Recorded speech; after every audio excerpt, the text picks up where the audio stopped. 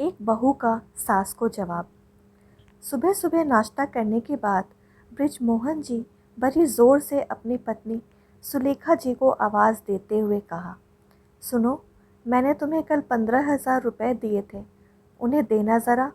सोच रहा हूँ बाज़ार तो जाना ही है, लगे हाथ पैसे भी जमा कराऊँ बैंक में। सुलेखा जी रसोई से जल्दी से हाथ कपड़े से साफ़ करके अपने कमरे में आती हैं और अलमारी में लगे लॉकर को खोलकर पैसा निकालने जाती हैं, लेकिन उन्हें पैसे नहीं मिलते। फिर वे अपनी साड़ी बाकी के कपड़े हटा हटा कर देखती हैं, पर पैसे नहीं थे वहाँ। वे अपने पलंग, बिस्तर, यहाँ तक कि पूरा घर छान मारती हैं, लेकिन उन्हें पैसे नहीं मिलते। उतने में बृजमोहन जी कमरे में आते हैं और कहते हैं कि इतना समय लगता है क्या पैसे निकालने में, और ये क्या हालत कर रखी है कमरे की। तुम्हें अच्छे तरीके से पता है ना कि मुझे गंदगी बिल्कुल पसंद नहीं। वो कहती हैं, अजी, आपने जो पैसे दिए थे रखने के लिए वो मिल नहीं रहे हैं, बस उसी को ढूंढने में कमरे की ये हालत हो गई है। तुम्हें पक्का पता है ना कि पैसे तुमने अलमारी में ही रखे थे। वे बोली, हाँ, मुझे अच्छी तरह से याद है कि मैंने इसी जगह पर रखे थे। तो पैसे गए तो गए कहाँ? उनकी गुस्से भरी आवाज़ सुनकर दोनों बेटे, दोनों बहुएं दौड़े दौड़े कमरे में आ गए।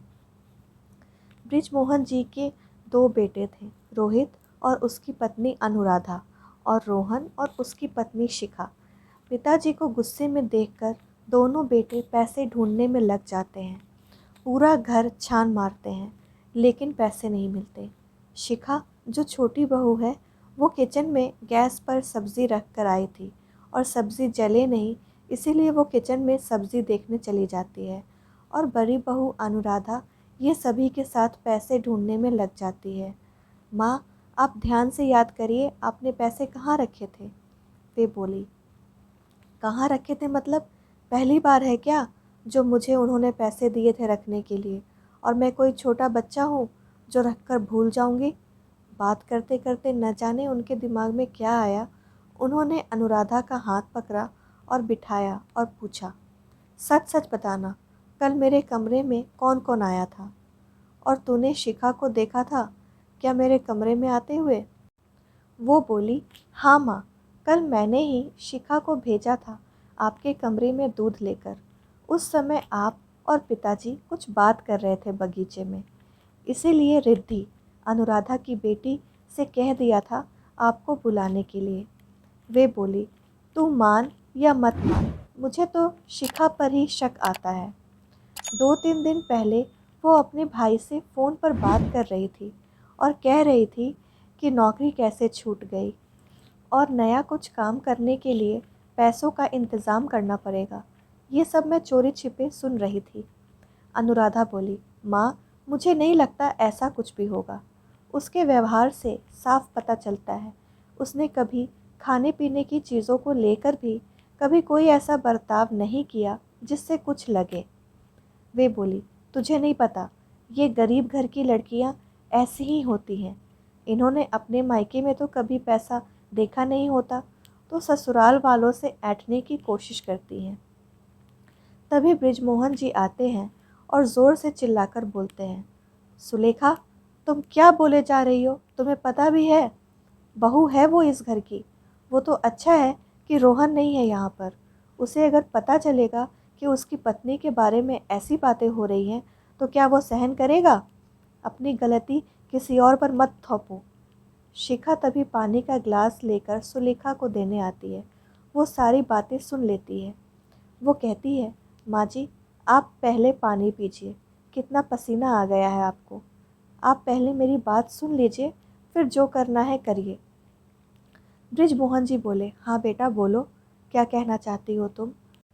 वो बोली, माँ जी, हाँ, ये सच है, 2-3 दिन पहले मेरे भाई का फ़ोन आया था, और ये भी सच है कि उसे कोई नया काम शुरू करना है, पर उसके लिए उसने बैंक से लोन लिया है, और अगर मुझे उसे पैसे देने होते तो पहले मैं आपसे पूछती ना, अपने आप थोड़ी ना इतना बड़ा फ़ैसला ले लेती। माना कि मैं गरीब घर से आती हूँ, हमारी घर की परिस्थिति अच्छी नहीं है, लेकिन इसका ये मतलब नहीं कि घर की कोई भी चीज़ अगर ना मिले तो इल्ज़ाम मुझ पर लगे। मैं इस घर की बहू हूँ, चोर नहीं। पिछली बार भी दिवाली के साथ सजावट का सामान जब नहीं मिल रहा था, उस समय भी आपने चोरी का इल्ज़ाम मुझ पर ही लगाया था कि यहाँ से चुराकर अपने मायके दे आई होगी, और वही सामान ठीक से ढूंढने पर स्टोर से मिला। आप हमेशा मेरे साथ ही ऐसा क्यों करती हो?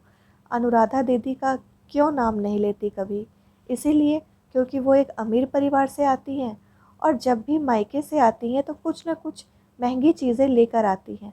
उनका आपको बड़ा फ़क्र महसूस होता है, और मैं अपने मायके से ज़्यादा कुछ ला नहीं सकती, लेकिन फिर भी माँ हर बार कुछ न कुछ देने की कोशिश करती है। ये सब बोलते समय शिखा के आंसू रुक नहीं रहे थे। ये सब सुनकर सभी शांत हो गए। तभी रोहित पैसे लेकर आता है और कहता है कि ये लो माँ, तुम्हारे पैसे। बेकार में बात का बतंगर बनाया। ये पैसे रिद्धि के कमरे से मिले।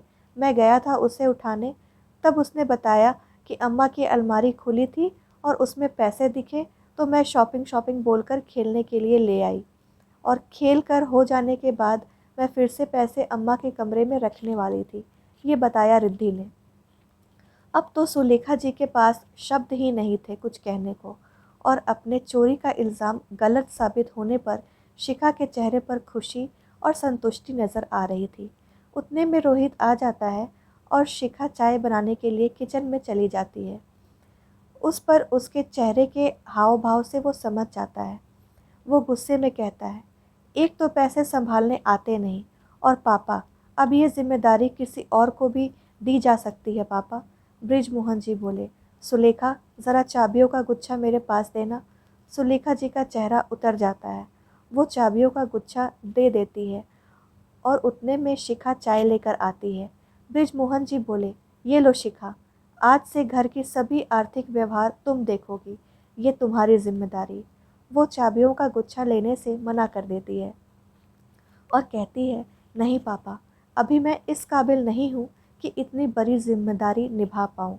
ये माँ जी का हक है और उन्हीं के पास रहना चाहिए।